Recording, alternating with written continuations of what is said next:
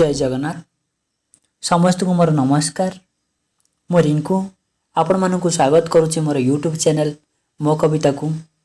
मोर आशा आपण मन को छुईजब ए छोटिया कविताटे। हाँ, आपण मानक भल लगिले लाइक एंड शेयर करने को भूलंतु नहीं। जय जगन्नाथ।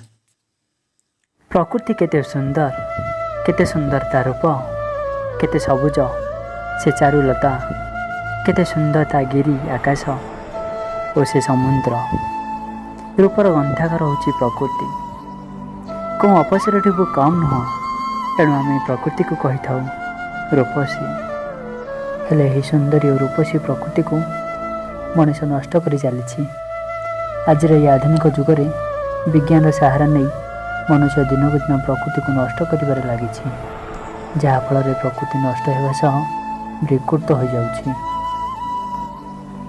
विज्ञान नूतन आविष्कार और नुआ उपकरण मान जिते सुविधा और सहयोग करे, ठीक से प्रकृतिर विनाश होता है। यार नीरवता को मनुष्य प्रत्येक मुहूर्त उल्लंघन कर आसे, जहाँफल प्राकृतिक विपर्य सृष्टि होता है। ताकू आयत्त करने मान पाखे कौन शक्ति न थाए। प्रकृति होची संबलर ग्रंथागार। एथर ही आमको सब आवश्यक सामग्री मिलता है, से ही आमको शक्ति दे थाए। तेणु आमर परम कर्तव्य है प्रकृतिर रक्षणाबेक्षण करवा और ताहार सेवाई आमको आगमन होगा। मानवतार स्वार्थपाई जंगल काटी घर तैयार करे और तार प्रत्येकटी आवश्यकता पूरण करने वृक्ष को नष्ट कर दिए, जहाँफल पृथ्वीर दिनक दिन वृक्ष क्षय होबार लगी थाए। आउ अम्लजान परिमाण क्षय होबार लगी। कलकारखाना निष्कित होता दूषित वायु और धुआं द्वारा वायुमंडल दूषित होगा सह अम्लजान परिमाण कमिबार लगी, जहाँफल शुद्ध वायु अभाव देखा दे थाए।